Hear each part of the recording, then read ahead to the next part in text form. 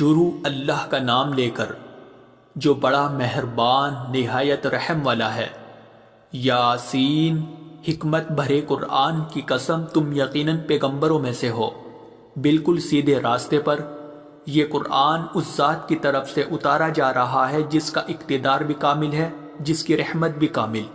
تاکہ تم ان لوگوں کو خبردار کرو جن کے باپ داداؤں کو پہلے خبردار نہیں کیا گیا تھا، اس لیے وہ غفلت میں پڑے ہوئے ہیں۔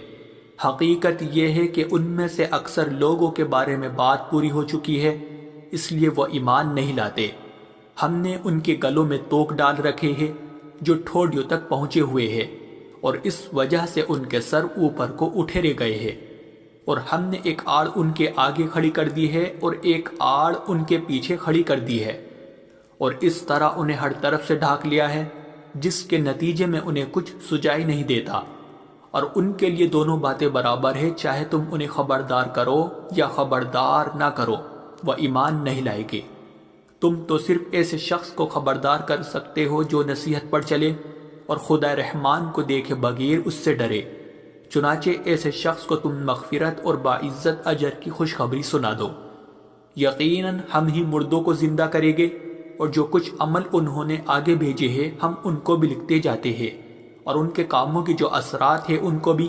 اور ہم نے ایک واضح کتاب میں ہر چیز کا احاطہ کر رکھا ہے۔ اور اے پیغمبر، تم ان کے سامنے ایک بستی والوں کی مثال پیش کرو جب ان کے پاس رسول آئے تھے۔ جب ہم نے ان کے پاس شروع میں 2 رسول بھیجے تو انہوں نے دونوں کو جھٹلا دیا، پھر ہم نے ایک تیسرے کے ذریعے ان کی تائید کی،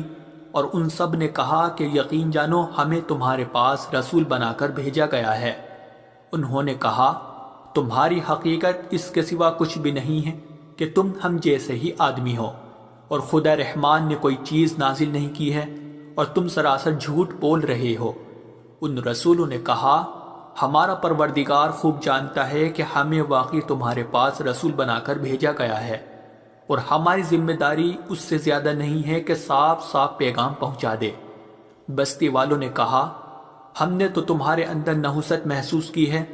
یقین جانو اگر تم باز نہ آئے تو ہم تم پر پتھر برسائے گی اور ہمارے ہاتھوں تمہیں بڑی دردناک سزا ملے گی۔ رسولوں نے کہا تمہاری نحوست خود تمہارے ساتھ لگی ہوئی ہے،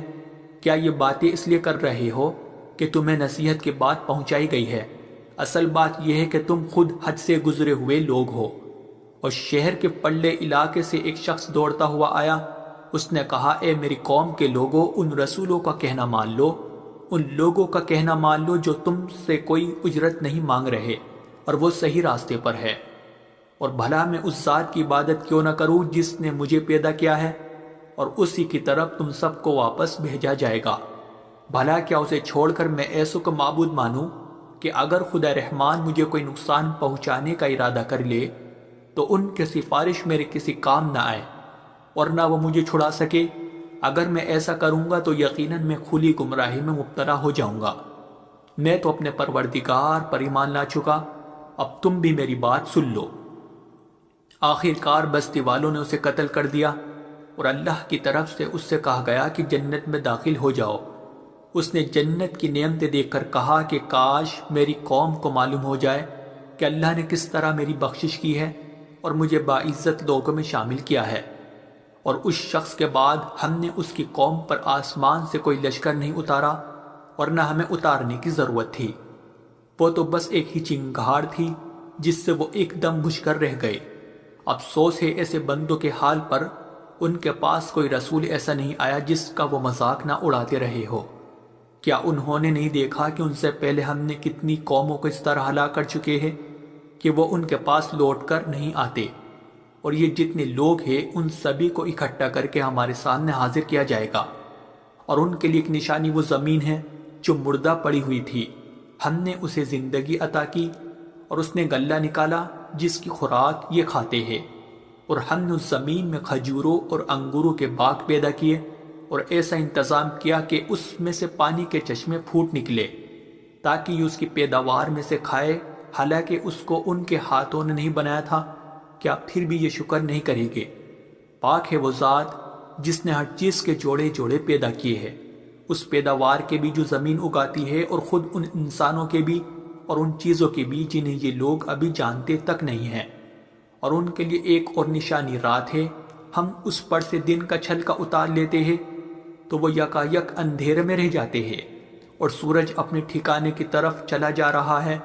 یہ سب اس ذات کا مقرر کیا ہوا نظام ہے جس کا اقتدار بھی کامل ہے، جس کا علم بھی کامل،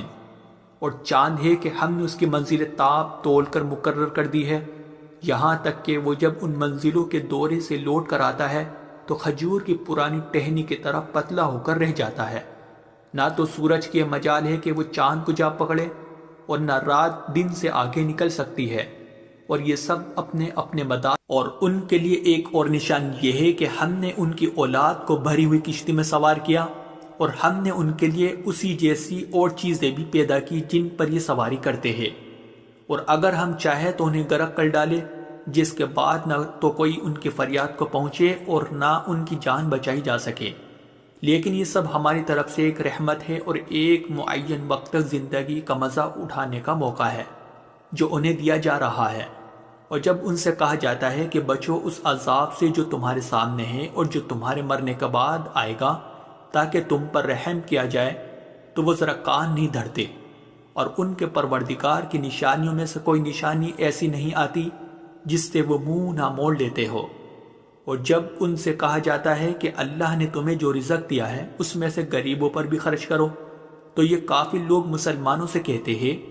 کہ کیا ہم ان لوگوں کو کھانا کھلائے جنہیں اگر اللہ چاہتا تو خود کھلا دیتا؟ مسلمانوں، تمہاری حقیقت اس کے سوا کچھ بھی نہیں کہ تم کھلی گمراہی میں پڑے ہوئے ہو،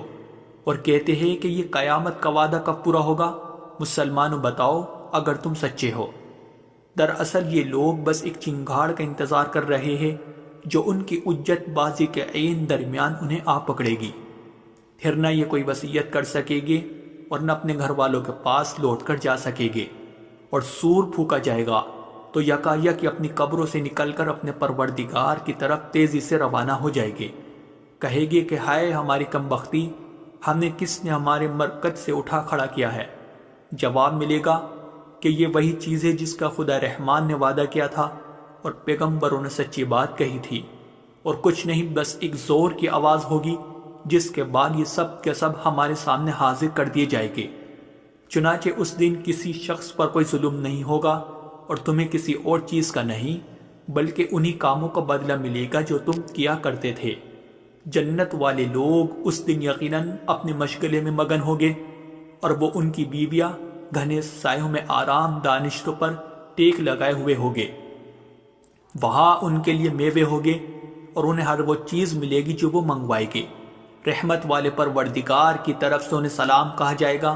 اور کافروں سے کہا جائے گا کہ اے مجرموں، آج تم مومنوں سے الگ ہو جاؤ۔ اے آدم کے بیٹو، کیا میں نے تمہیں یہ تاکید نہیں کر دی تھی کہ تم شیطان کی عبادت نہ کرنا، وہ تمہارا کھلا دشمن ہے، اور یہ کہ تم میری عبادت کرنا، یہی سیدھا راستہ ہے۔ اور حقیقت یہ ہے کہ شیطان نے تم میں سے ایک بڑی خلقت کو گمراہ کر ڈالا، تو کیا تم سمجھتے نہیں تھے؟ یہ ہے وہ جہنم جس سے تمہیں ڈرایا جاتا تھا، آج اس میں داخل ہو جاؤ کیونکہ تم کفر کیا کرتے تھے۔ آج کے دن ہم ان کے منہ پر مہر لگا دیں گے، اور ان کے ہاتھ ہم سے بات کریں گے، اور ان کے پاؤں گواہی دیں گے کہ وہ کیا کمائی کیا کرتے تھے۔ اور اگر ہم چاہیں تو یہی دنیا میں ان کی آنکھیں مل یا میٹ کر دیں، پھر یہ راستے کی تلاش میں بھاگے پھرے، لیکن انہیں کہاں کچھ سجا۔ اور اگر ہم چاہیں تو ان کی اپنی جگہ پر بیٹھے بیٹھے ان کی صورتیں اس طرح مسخ کر دے کہ یہ نہ آگے بڑھ سکے اور نہ پیچھے لوٹ سکے۔ اور ہم جس شخص کو لمبی عمر دیتے ہیں اسے تخلیقی اعتبار سے الٹ ہی دیتے ہیں، کیا پھر بھی انہیں عقل نہیں آتی؟ اور ہم نے اپنے ان پیغمبروں کو نہ شاعری سکھائی ہے اور نہ وہ ان کے شایان شان ہیں، یہ تو بس ایک نصیحت کی بات ہے، اور ایسا قرآن جو حقیقت کو کھول کھول کر بیان کرتا ہے تاکہ ہر اس شخص کو خبردار کرے جو زندہ ہو، اور تاکہ کفر کرنے والوں پر حجت پوری ہو جائے۔ اور کیا انہوں نے یہ نہیں دیکھا کہ ہم نے اپنے ہاتھوں کی بنائی ہوئی چیزوں میں سے ان کے لیے موشی پیدا کیے، اور یہ ان کے مالک بنے ہوئے ہیں، اور ہم نے ان موشیوں کو ان کے قابو میں دے دیا ہے، چنانچہ ان میں سے کچھ وہ ہے جو ان کی سواری بنے ہوئے ہیں، اور کچھ وہ ہے جنہیں یہ کھاتے ہیں۔ نیز ان کو ان موشیوں سے اور بھی فائدہ حاصل ہوتے ہیں اور پینے کی چیزیں ملتی ہے۔ کیا پھر بھی یہ شکر نہیں بجا لائے گے؟ اور انہوں نے اللہ کو چھوڑ کر اس امید پر دوسرے خدا بنا رکھے ہیں کہ انہیں ان سے مدد ملے، حالانکہ ان میں یہ طاقت ہی نہیں ہے کہ ان کی مدد کر سکے، بلکہ وہ ان کے لیے ایک ایسا مخالف لشکر بنے گے جسے قیامت میں ان کے سامنے حاضر کر لیا جائے گا۔ غرض اے پیغمبر، ان کی باتیں تمہیں رنجیدہ نہ کریں، یقین جانو ہمیں سب معلوم ہے کہ یہ کیا کچھ چھپاتے اور کیا کچھ ظاہر کرتے ہیں۔ اور کیا انسان نے یہ نہیں دیکھا کہ ہم نے اسے نطفے سے پیدا کیا تھا، پھر اچانک وہ کھلم کھلا جھگڑا کرنے والا بن گیا۔ ہمارے بارے میں تو وہ باتیں بناتا ہے اور خود اپنی پیدائش کو بھلا بیٹھا ہے، کہتا ہے کہ ان ہڈیوں کو کون زندگی دے گا جب کہ وہ گل چکی ہوگی۔ کہہ دو کہ ان کو وہی زندگی دے گا جس نے انہیں پہلی بار پیدا کیا تھا، اور وہ پیدا کرنے کا ہر کام جانتا ہے۔ وہی ہے جس نے تمہارے لیے سرسبز درخت سے آگ پیدا کر دی ہے، پھر تم ذرا سی دیر میں اس سے سلگانے کا کام لیتے ہو۔ بھلا جس ذات نے آسمانوں اور زمین کو پیدا کیا ہے، کیا وہ اس بات پر قادر نہیں ہے کہ ان جیسوں کو دوبارہ پیدا کر سکے؟ کیوں نہیں، جبکہ وہ سب کچھ پیدا کرنے کی پوری مہرت رکھتا ہے۔ اس کا معاملہ تو یہ ہے کہ جب وہ کسی چیز کا ارادہ کر لے تو صرف اتنا کہتا ہے کہ ہو جا، بس وہ ہو جاتی ہے۔